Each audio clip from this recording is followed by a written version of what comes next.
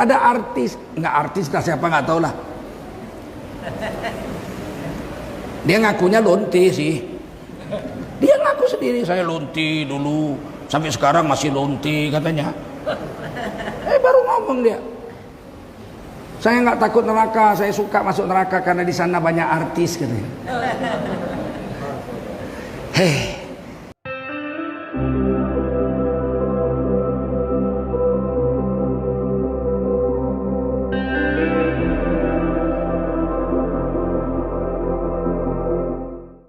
Orang yang beramal karena takut dengan neraka itu sudah selamat di dunia dan akhirat, sudah selamat. Tapi pangkatnya paling rendah. Pangkatnya paling rendah, tapi selamat. Orang yang selamat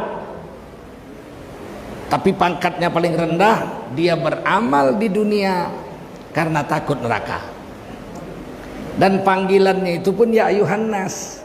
Kan nampak kali umum panggilannya itu, ya ayyuhan nasu ubudu rabbakumul ladzi khalaqakum walladzina min qablikum la'allakum tattaqun. Hai kamu orang manusia, hai kamu manusia, sembahlah Tuhanmu yang telah menjadikan kamu dan menjadikan orang-orang sebelum kamu. Mudah-mudahan dengan menyembah Allah itu kamu berubah menjadi orang yang bertakwa. Itu ayatnya ya, Al-Baqarah 20. Sambungannya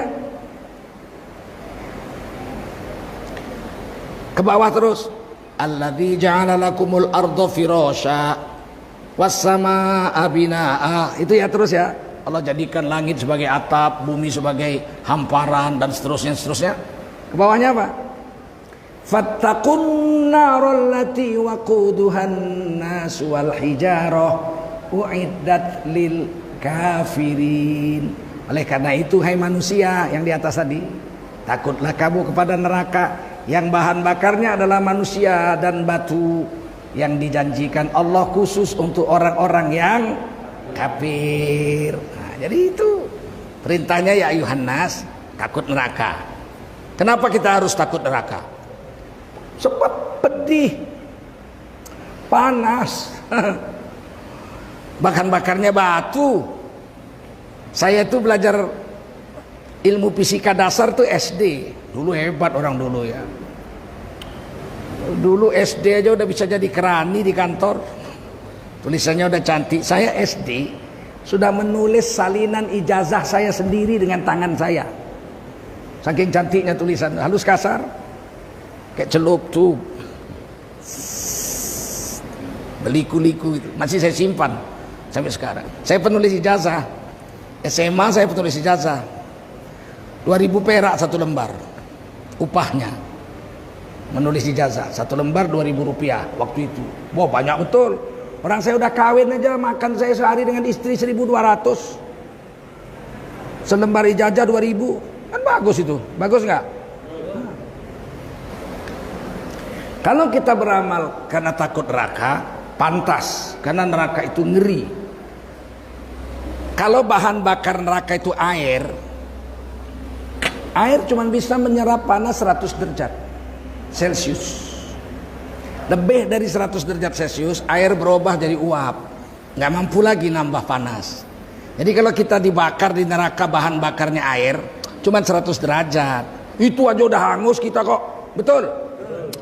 Tapi bahan bakar neraka bukan air. Seandainya bahan bakar neraka itu baja bahan bakarnya, baja bisa menyerap panas 2500 derajat Celcius. Setelah 2500 derajat Celcius, baja nggak sanggup menyerap panas lagi, dia berubah jadi cair, nggak nambah lagi panasnya. Seandainya bahan bakar neraka itu baja, panasnya 2500 derajat Celcius. Hancurlah kita kalau di situ, betul? Tetapi Al-Quran tidak mengatakan bahan bakar neraka itu air, bukan baja, bukan besi. Bahan bakar neraka itu batu. Kalau kita ambil batu sebesar gajah, Kita buat lubang di bawahnya, kita bakar api 100, dia masih serap. 1000 derajat Celcius, dia masih serap. 2500, baja sudah cair, dia masih serap. 10.000 derajat, dia masih serap. Belum cair batu, belum jadi abu batu dengan 10.000 derajat Celcius. Sampai sini nangkap. Jadi kalau bahan bakarnya batu, neraka itu mungkin 10.000 derajat Celcius lebih. Jadi apa kita kalau masuk ke situ? Takutlah kamu dengan neraka. Paham? Paham nggak? Panas nggak? Ada artis, nggak artis lah, siapa nggak tahu lah. Dia ngakunya lonte sih. Dia ngaku sendiri, saya lonte dulu, sampai sekarang masih lonte katanya. Baru ngomong dia. Saya nggak takut neraka, saya suka masuk neraka karena di sana banyak artis katanya. Menganggap remeh akhirat, murtad dari Islam. Imannya batal dan dia wajib tajdidul iman, memperbaharui iman dengan mengucapkan syahadat kembali. Dan semua pahalanya dihitung 0. Jangan main-main. Jangan main-main. Karena akhirat itu salah satu dari rukun iman. Betul? Sehingga kalau ada pejabat negara kita dulu, dia bilang gini, mantan pejabat dia bilang, akhirat itu hanyalah ramalan-ramalan belaka. Ini murtad dari Islam. Ini kalau mati tidak boleh disolatkan jenazahnya ini. Nggak boleh disolatkan jenazahnya kalau mati ini. Bab dia bilang akhirat ramalan. Kecuali dia tobat, dijelaskannya sama orang, saya tobat, saya syahadat lagi, asyhadu an la ilaha illallah wa asyhadu anna muhammadar rasulullah. Barulah boleh jenazahnya disolatkan. Kalau tidak boleh disolatkan. Nanti kalau dia mati diminta menyembayangkan jenazah di sini, solat gaib, haram hukumnya kita menyolatkan jenazahnya walaupun gaib. Paham?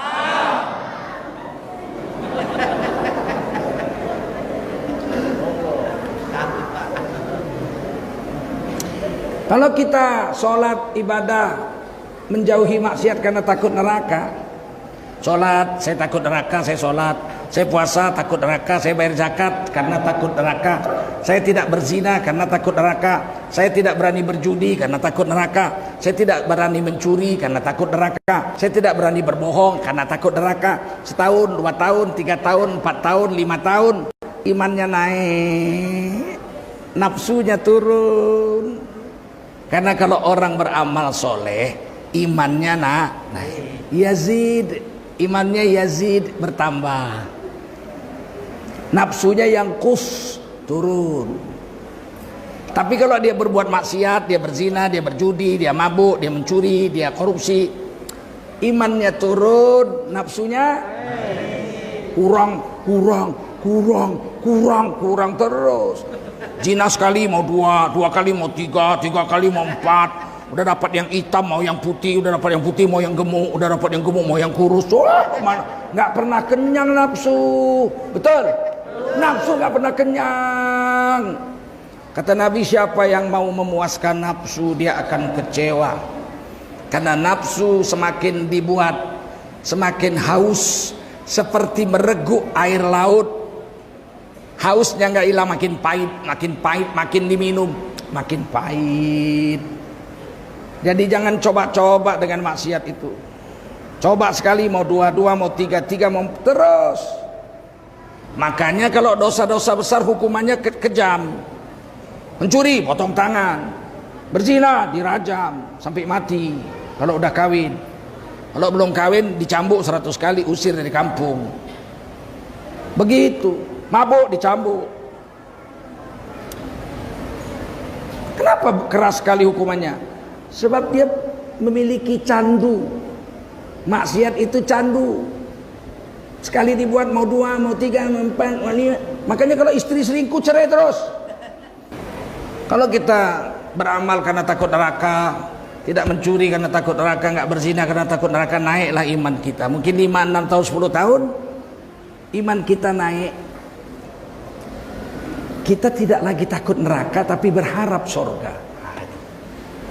Udah sholat awak 10 tahun, udah puasa 10 tahun, udah zikir 10 tahun, baca Quran 10 tahun, ya, nggak berjudi 10 tahun, nggak berzina 10 tahun, naik haji udah 10 tahun. Berharaplah awak surga. Udah berani pula lah minta surga, ya enggak? Udah berani. Dan itu ditulis di Quran surah As-Saff. Ini tingkat kedua, beramal karena mengharap surga. Panggilannya sudah ya ayyuhalladzina amanu. Bukan dipanggil ya ayyuhan nas. Lihat surah As-Saff. Ya ayyuhalladzina amanu, hai kamu yang beriman, jinkah manusiakah tak peduli. Hal adullukum ala tijarah, maukah engkau kutunjukkan, kata Allah, sebuah bisnis. Tijarah, sebuah perniagaan. Maukah engkau kutunjukkan sebuah perniagaan, kata Allah. Allah mengajak kita berbisnis. Allah mengajak kita berniaga. Tunjikum min azabin alim, yang mana perdagangan engkau dengan aku ini, kata Allah, menyelamatkan kamu dari azab yang pedih dari neraka. Udah aman, neraka sudah aman. Nah, kalau kita berbisnis sama Allah, neraka sudah aman. Tu'minuna billah wa rasulih. Modal dasar untuk dagang sama Allah ada modal. Kalau dagang ada modal. Kalau berdagang ada modalnya apa? Yakinlah kamu dengan Allah dan Rasulnya. Nah itu. Yakin. Yang beri rezeki Allah, yang menghidupkan Allah. Allah maha melihat, Allah maha mendengar, Allah maha adil. Tidak bisa dusta sama Allah. Jeritan batinmu didengar Allah. Oh, itu yakin itu. Itu beriman itu. Manusia hanya bisa mendengar sesuatu yang bersuara, berbunyi. Betul? Jeritan batin tidak berbunyi. Siapa yang bisa mendengar jeritan batin? Ada yang bisa dengar. Allah mendengarnya. Itu hebatnya itu. Jeritan batin gak berbunyi, Allah dengar. Innahu huwas samiul basir. Allah maha mendengar. Yang berbunyi maupun yang tidak berbunyi pun Allah dengar. Wa'lamu ma tubdun wa ma kuntum taktumun. Aku ini, kata Allah, sangat mengetahui, paling mengetahui apa yang kau ucap, apa yang kau sembunyikan di batinmu, aku tahu dan aku dengar, kata Allah. Itu harus diyakini, itu modal mau dagang sama Allah itu.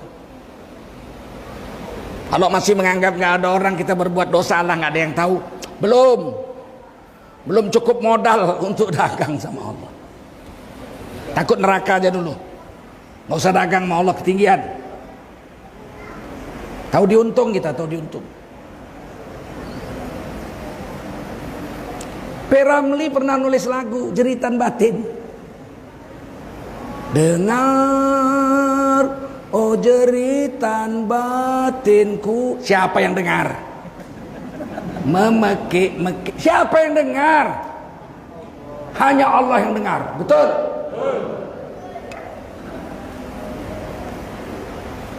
Guratan batinmu Allah lihat. Jeritan batinmu yang tak bersuara Allah lihat, dengar. Guratan batinmu yang gak berbentuk Allah lihat. Aduh, hebatnya lah Allah itu. Tergores di batin kita, tak ada yang tahu, malaikat pun tak tahu. Tapi Allah sampai situ dulu imanmu, baru kau punya modal untuk berdagang sama Allah.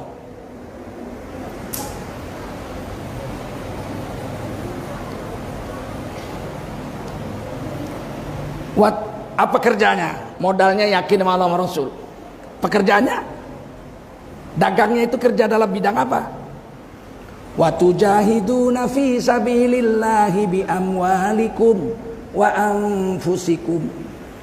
Belalah agamamu mati-matian dengan bermujahadah, pakai hartamu dan dirimu sendiri.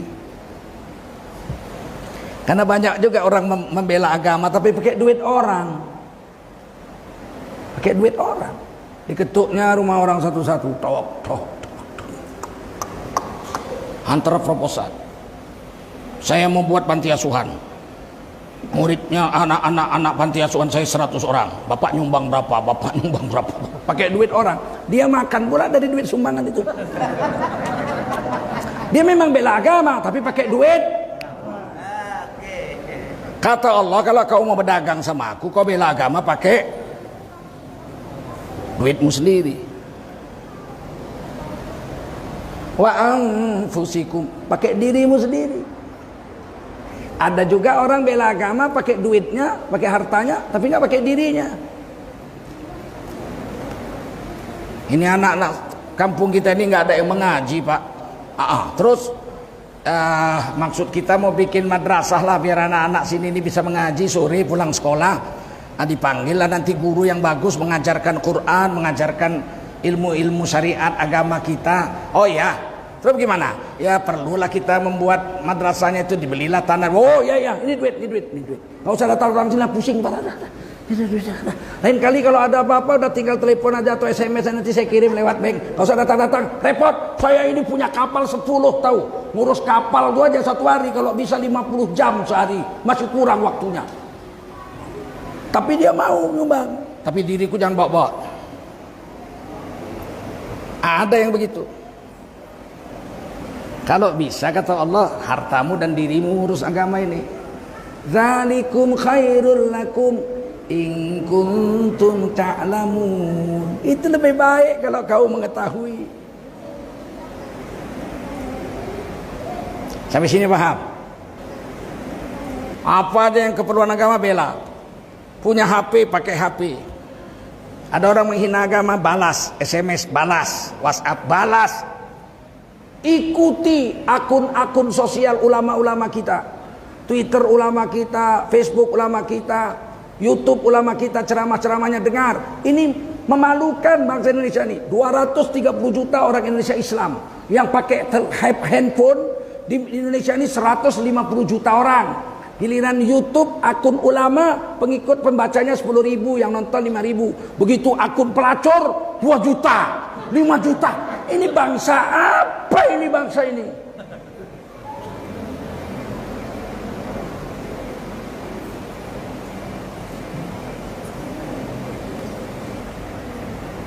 Ini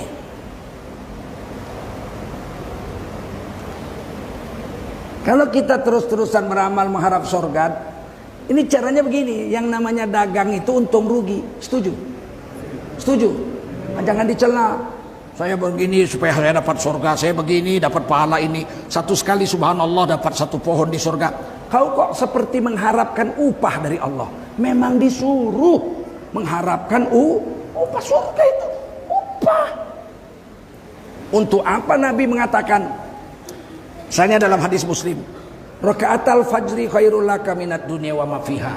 2 rakaat salat sunat sebelum subuh itu pahalanya lebih baik dari seluruh dunia dan isi-isinya. Untuk apa Nabi istiharkan kalau enggak untuk kita percaya dan kita ambil? Betul? Untuk apa? Jangan kita berharap pahala. Loh, untuk apa Nabi mengatakan siapa yang sholat sunat 2 rakaat sebelum subuh dia dapat pahalanya lebih baik dari seluruh dunia dan isi-isinya? Untuk apa Nabi ucapkan itu kalau enggak untuk merangsang kita berharap mendapatkan itu? Betul? Kok berharap mendapatkan itu dilarang? Jangan berharap surga. Kita bukan dagang. Dagang! Yang bilang dagang Allah dalam surah As-Saff. Sampai sini paham? Yang namanya dagang untung rugi. Baca Quran yuk. Ayo, untung 1 huruf 10 pahala. Mudah-mudahan masuk surga. Untung, ayo. Puasa sunat yuk. Alhamdulillah, kalau puasa sehari dihitung seperti puasa sebulan. Maulah saya besok puasa. Untung kok. Yuk bergunjing yuk. Rugi. Pahala saya habis terbakar kalau bergunjing. Saya nggak mau. Itu dagang tuh. Itu dagang itu, paham? Yuk sedekah yuk, ayo. Wah, 1 kali sedekah dibayar Allah 700 kali lipat. Oke, sedekah. Ayo korupsi yuk. Nggak berani. Kenapa? Berdosa nanti aku. Rugi di akhirat. Timbangan amalku Dosa yang ada, pahala nggak ada. Wah, itu namanya dagang. Kalau kita mulai beramal, untung ambil, zikir untung ambil, puasa untung ambil, baca Quran untung ambil, umroh untung ambil, sholat sunat untung diambil, sedekah, ini untung untuk akhirat ambil. Zina nggak mau, mencuri nggak mau, ini rugi, mabuk nggak mau, berdusta nggak mau, saya nggak mau. Kenapa? Rugi di akhirat. Kalau ini berjalan 5 tahun, 6 tahun, 7 tahun, beramal karena berharap surga Allah, berdagang dengan Allah, mungkin 10 tahun kemudian iman kita naik setingkat lagi, dan nafsu kita turun setingkat lagi. Ini tingkat tertinggi untuk manusia normal kayak kita. Ada manusia-manusia khusus yang lebih tinggi dari itu, ada. Tapi kita dapat ini aja bersyukur. Saya beramal karena ridho Allah, mengharap ridho Allah. Udah hebat kali lah itu. Orang yang sudah sampai imannya mengharap ridho Allah, dia sudah tidak takut neraka lagi, sudah tidak berharap surga lagi. Tapi tingkat orangnya itu yang memiliki nafsu, tingkat nafsunya itu mutmainnah, nafsu yang rendah. Kalau nafsu kita masih nafsul ammaroh bisu, condongnya memang jahat. Surah Yusuf, nafsul ammaroh bisu memang sukanya jahat. Joget yuk, ayo. Zina yuk, ayo. Itu nafsul ammaroh. Ketika kita ajak taat setahun, 2 tahun, 3 tahun, 4 tahun, 5 tahun, kemauannya itu kita putus. Mau zina nggak boleh, mau makan haram nggak boleh, mau mabuk nggak boleh, mau ini nggak boleh, ini nggak boleh. Yang boleh hanya agama. Nanti dia sampai nafsunya yang kedua turun dia. Nafsunya namanya nafsul lawamah. Nafsul lawamah, nafsu yang sudah mau taat. Sholat sudah mau, zikir sudah mau, baca Quran sudah mau, sedekah sudah mau, zina sudah nggak mau, mencuri sudah tidak mau. Ini nafsu sudah bagus, lawamah. Tapi sekali-sekali silap juga. Itu nafsu lawamah. Udah 5 tahun nggak pernah mabuk, ketemu kawan lama, apa kabar John? Udah 5 tahun kita nggak jumpa, yuk reuni yuk, minum kamput. Aku udah 5 tahun nggak mabuk, malam ini aja demi persahabatan. Akhirnya karena dibujuk-bujuk mabuk juga dia malam itu. Padahal sudah 5 tahun dia nggak mabuk, beramal soleh. Sampai di rumah dia pulang, menyesalnya bukan main. Nangis dia, ya Allah, kenapa aku malam ini mabuk? Kesalnya bukan main. Ini nafsu sudah lawamah. Kalau nafsul ammaroh, habis berdosa dia bangga. Itu nafsunya masih nafsul ammaroh. Berzina dia malam-malam, besok pagi dia cerita sama kawannya di kantor, ada barang baru. Dekat laut sana ada barang baru. Kau pakai tadi malam? Mau pakai. Hebat. Baru berzina bangga. Ini nafsul ammaroh. Sedikit pun tak ada malunya. Kalau lawamah sudah malu. Aduh, kenapa aku begini malam tadi, ya Allah, ampunkanlah dosaku. Nah, ini sudah lumayan. Kalau nafsul lawamah itu, orang beriman itu dipaksa terus beramal soleh, nanti dia turun lagi satu tingkat lagi, namanya nafsul mutmainnah. Nafsul mutmainnah itu nafsu yang sudah sejahtera, tenang, tak suka lagi selain agama, dia tak suka lagi. Jangan kalian pikir aku udah sampai sini ya, belum. Kita sama-sama berjuang untuk ke situ, betul? Kalau nafsul mutmainnah itu zikir yuk, senang, lezat kali di rasanya zikir itu. Bisa 2 jam dia zikir. Saya pernah jumpa orang zikir dari habis isya sampai subuh, duduk di mihrab itu di Thailand. Saya lihat, namanya Ustadz Mahmud. Saya baru-baru nikah itu, tahun berapa ya, 90. Dia zikir habis isya, dia zikir, air matanya yang bercucuran, dimatikan lampu gelap dia tuh. Sampai azan subuh baru dia bangun. Lezatnya dia berzikir, ya Allah. Mana Mana bisa kalau nafsulnya masih nafsul yang bejat, nafsul amaroh. Zikir 33 kali aja nguapnya 17 kali. Mana bisa.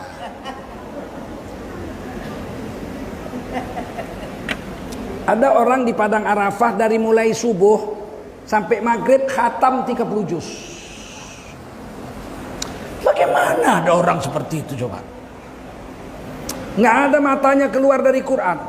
Pakaian ihram, habis subuh,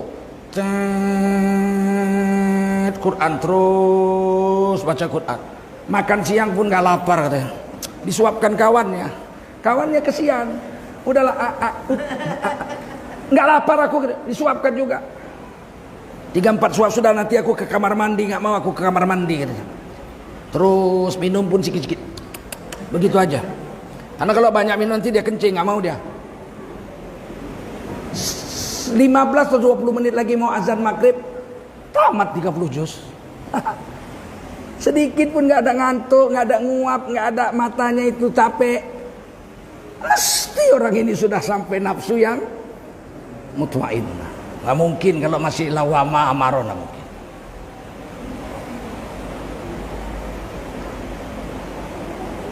Kata guru saya nafsul mutmainnah itu, saya tanya guru saya belum belajar tafsir dulu, masih remaja-remaja. Tuan guru saya bilang, Wak, saya panggil Wak, apa bedanya nafsul mutmainnah dengan orang yang enggak nafsul mutmainnah? Oh begini nah, orang yang nafsunya itu sudah mutmainnah, nengok duit sama daun sama saja. Ama, saya pikir dibawa orang ini daun satu ikat. Apa ini? Daun. Diambilnya dari tasnya. Kalau ini duit, nggak berubah nadanya. Itu mutmainnah.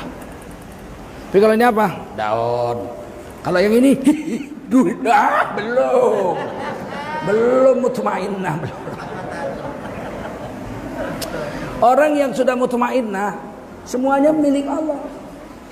Duit hanya bermanfaat dengan izin Allah. Tanpa izin Allah, duit sama sekali tidak bermanfaat. Berapa banyak orang duitnya miliaran gak bermanfaat. Kena sakit aja. Kena sakit aja. Darah tinggi, kolesterol, asam urat, sama gula. Udah semua gak boleh makan. Daging pak, jeroan pak, teh manis pak, duit gak ada manfaat. Tapi ada orang miskin tukang dodol sawit, 100.000 gajinya sehari. Apa aja ditaruh dimakan. Bismillah. Boleh pak, oh inilah nasib orang miskin, semua boleh. Bapak gak sakit, asam urat normal, semua normal. Paham? Tidak mungkin orang bisa lihat duit dengan daun sama di pandangan hati ya. Kalau nafsunya belum mutmainnah. Paham? Dibilang orang, pak ada perempuan cantik pak. Astagfirullah. Kau cemana? Cantik kali pak. Aku ada istri di rumah. Ya jauh lah istri bapak lebih cantik sana daripada yang sana cantik tapi haram. Begitu dilihat kedua kali berdosa. Lihat pertama halal. Emak cantiknya ya Allah. Yang kedua. Yang kedua. Dia bilang memanglah cantik perempuan itu tapi haram. Istriku tidaklah cantik tapi halal. Nanti di sorga. Itulah mutmainnah itu. Aku pun tak lamanya hidup, 50, 60, 70 tahun mati. Tapi kalau aku sabar dengan satu istri yang halal ini, nanti di akhirat istriku ini lebih cantik dari ratunya bidadari. Kecil lah perempuan yang lewat tadi, bau tengiknya kalau berkeringat. Itu hanya bisa dilihat dengan nafsu yang mutmainnah. Sampai sini paham? Nah, kita lihat, ternyata masuk surga yang dipanggil bukan manusia.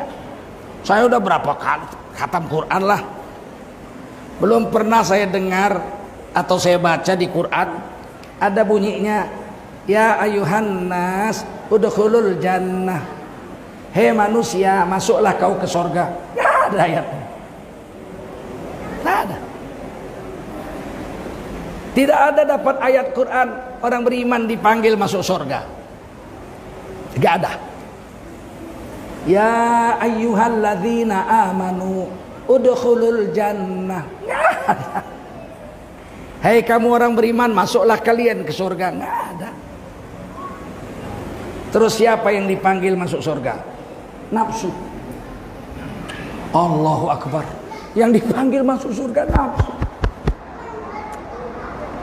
Ya ayyatuhan nafsul mutmainnah irji'i ila rabbiki radiyatan mardiyah fadkhuli fi ibadi wadkhuli jannati.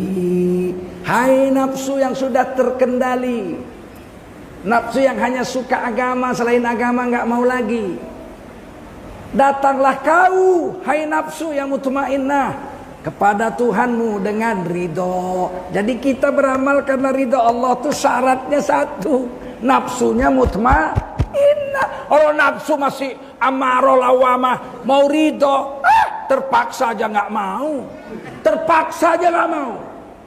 Sholat kau, terpaksa aja nggak mau. Apalagi mau ridho. Fadkhuli fi ibadi, bergabunglah kamu ke dalam golongan hamba-hambaku yang nafsunya sama-sama mutmainnah.